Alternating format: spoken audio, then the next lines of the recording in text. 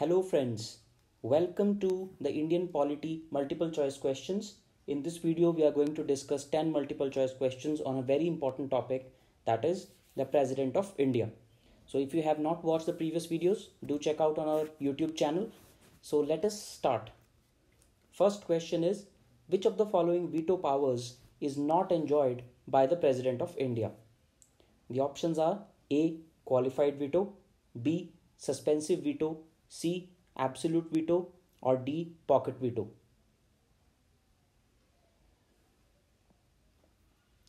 The correct answer is A. Qualified veto. So the President of India enjoys three types of veto powers: the suspensive veto, the absolute veto, and the pocket veto. But he does not enjoy the qualified veto.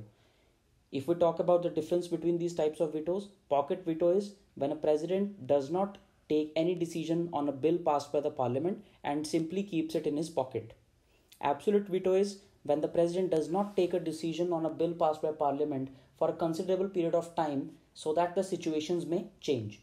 For example, if an outgoing government passes a bill and sends it to the president will wait after the election results are announced so that the new government may advise the president to sign or not to sign the bill. The suspensive veto means when a president sends the bill back to the parliament, but the president sends again back to the president is bound to sign it. So that is suspensive veto, that the president can suspend that bill for some time. However, qualified veto and suspensive veto are somewhat similar in nature. In qualified veto, if the president sends the bill back to parliament and the parliament has to overrule the decision of the president, then it has to do so by a higher majority. But in India, no higher majority is required if the parliament sends the bill again to the president. It can do so by the simple majority as well. Therefore, Indian president does not enjoy a qualified veto, he only enjoys a suspensive veto. Second question. Under Article 143 of the Constitution of India, the president can seek the advice of options: A. Election Commission of India, B. Union Council of Ministers, C. High Court, or D. Supreme Court. The answer is D. Supreme Court of India. So under Article 143, the president can refer any matter of law or fact to the Supreme Court of India, and the Supreme Court is bound to provide advice to the President of India. However, the president is not bound to follow such advice. The president may still do what he or she wants to do, but it is the discretion of the President of India. So such advice is not binding on the President of India. Third question. Who was the only President of India to be elected unopposed? Options are A. Dr. APJ Abdul Kalam, B. Neelam Sanjeeva Reddy, C. Gyani Jail Singh, or D. Dr. Rajendra Prasad. The correct answer is B. Neelam Sanjeeva Reddy. So the president is elected by a method of proportional representation by means of single transferable vote. So there is generally 2 or 3 candidates in the fray, and it is only for once that there was no opposite candidate when Neelam Sanjeeva Reddy chose to contest. So he was elected unopposed, and he remains the only president to be elected in that way. Question number 4. Which among the following do not form a part of the electoral college of the President of India? Options are A. The elected members of Rajya Sabha, B. The elected members of Legislative Assembly of Puducherry, C. The elected members of Legislative Council, and D. The elected members of Lok Sabha.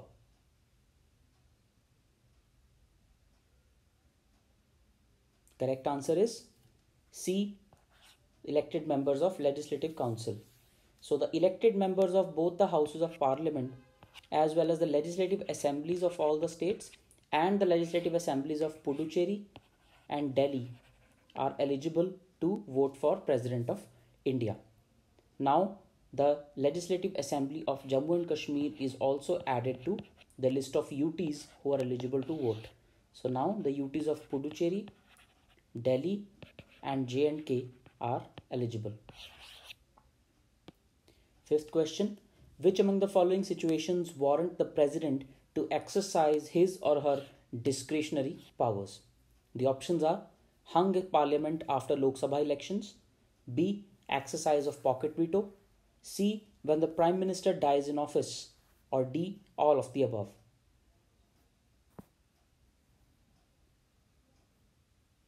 The correct answer is D. All of the above. So, in all the three situations, the president gets to take decisions based on his personal discretion, although the facts and circumstances as well as the material facts cannot be denied by the president. However, in the end, the ultimate decision lies with the president since there is no council of ministers to stop him or to advise him.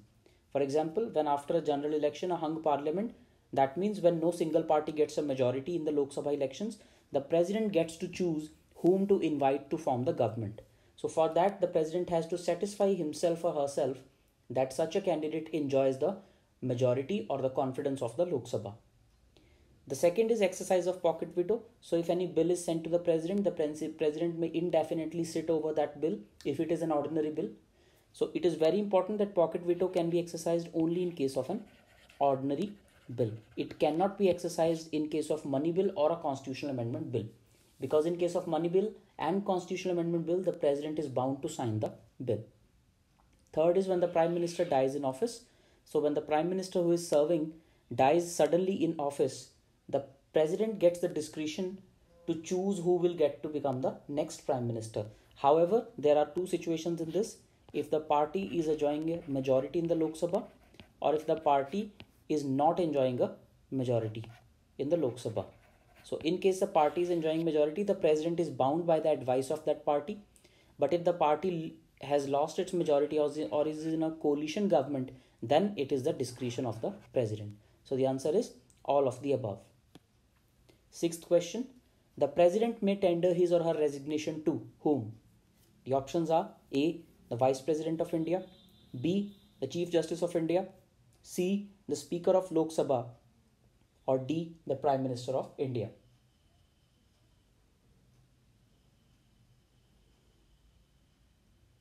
The correct answer is A. Vice President of India. So it's a fairly straightforward question. The president tenders his resignation to the Vice President of India, and it is also true vice versa. So the Vice President of India also tenders his resignation to the President of India. Seventh question. On what occasions does the Constitution of India mandate the President to address the Parliament? Options are A. On the first day of the first session of every year and after every general election, B. On the first day of every session of Parliament, C. On the first day of every session and after every general election, or D. As and when he or she wants to. The correct answer is A. On the first day of first session of every year and after every general election. It is noteworthy that earlier the provision was on the first day of every session of Parliament. So originally this was the provision that the President has to address the Parliament on the first day of every session.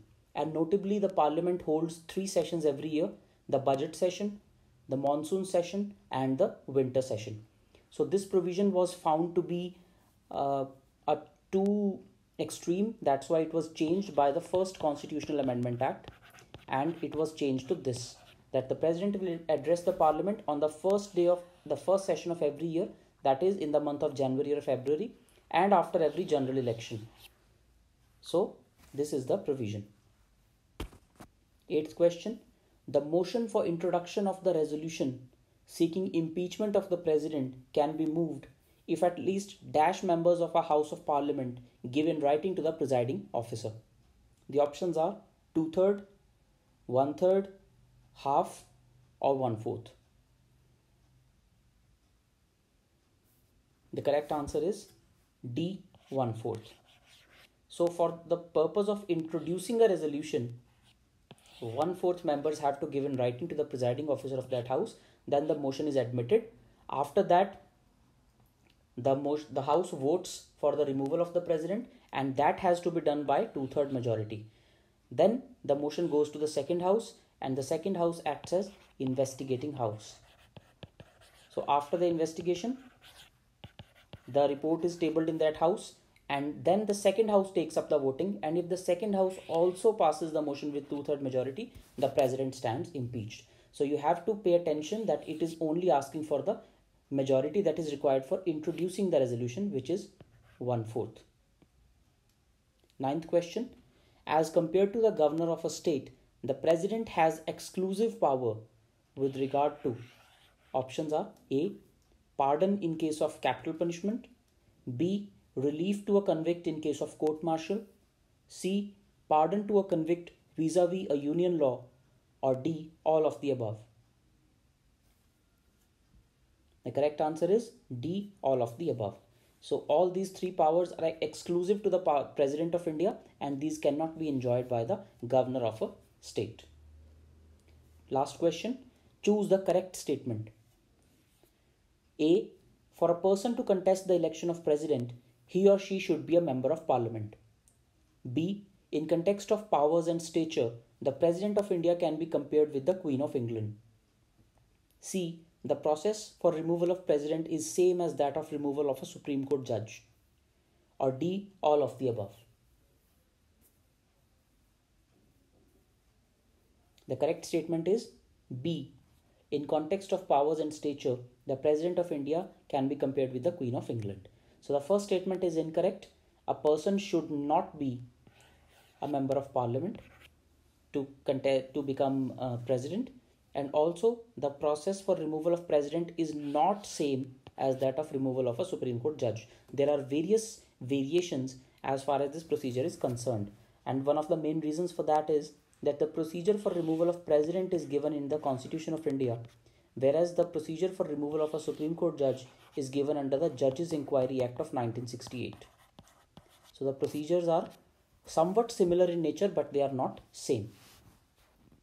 So thank you everyone.